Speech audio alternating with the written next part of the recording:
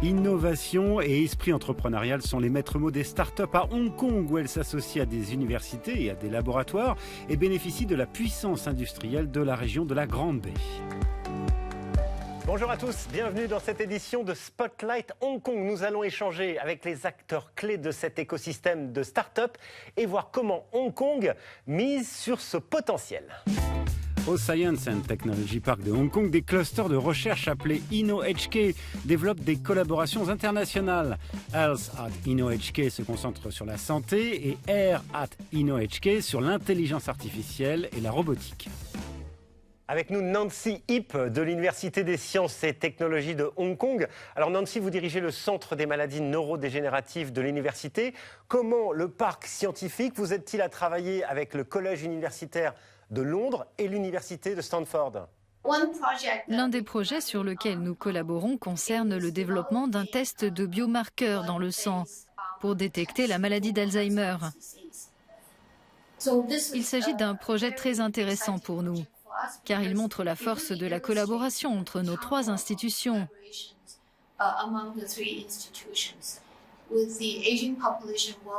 Avec le vieillissement de la population mondiale, la prévalence des maladies neurodégénératives, étant donné qu'il s'agit de maladies liées à l'âge, a considérablement augmenté. Alors concrètement, comment tout cela fonctionne ?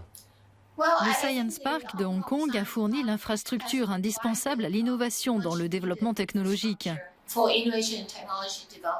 Et ces jeunes entreprises de biotechnologie peuvent établir de nombreuses synergies en agissant les unes avec les autres au sein du parc. Quant au Air at InnoHK, il implique par exemple le centre de l'intelligence perceptive et interactive qui dépend de l'université chinoise de Hong Kong. Ces équipes travaillent avec le MIT et d'autres institutions sur des dispositifs électroniques intégrés au textile. On peut les utiliser pour la rééducation, mais aussi dans le domaine du sport, lors de l'entraînement des athlètes. Les capteurs intégrés aux vêtements peuvent servir à mesurer leurs mouvements. Alors l'une des startups qui fait partie de cet écosystème est la société française InVivoGen. Elle conçoit des outils pour la recherche biologique de pointe et nous sommes avec Xiaobing Li, le directeur commercial de la société. Bonjour, pouvez-vous nous montrer un exemple ? Je vais vous montrer. Voici notre reporter cell line. Ce sont les cellules qui se trouvent dans les dispositifs. Et à quoi ça sert ? Cela sert dans le développement des vaccins. Ici, par exemple, après la vaccination, les auteurs de cette étude utilisent nos reporter cell lines pour mesurer la réponse immunitaire après l'injection du vaccin. Et il faut de la high-tech pour faire tout cela, non ? On doit utiliser un cytomètre en flux.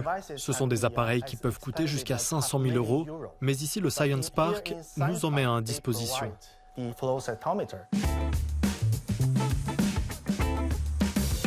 Alors, quelles sont les pistes de développement du Science Park ? Nous sommes avec son PDG, Albert Wong. Bonjour Albert, la Hong Kong Science and Technology Corporation a maintenant 20 ans, elle englobe 1000 entreprises. Et maintenant ? Nous devons avoir une croissance exponentielle en tirant parti de nos atouts fondamentaux, notamment la recherche fondamentale et l'accès au marché. Toute ma vie, j'ai travaillé dans des multinationales, surtout des entreprises occidentales, et j'ai passé plusieurs années dans une très grande entreprise. Je travaille dans les fusions-acquisitions et la gestion des entreprises. Le point commun, c'est que les ressources sont limitées et qu'il faut en tirer le maximum. Et comment vous allez vous y prendre ?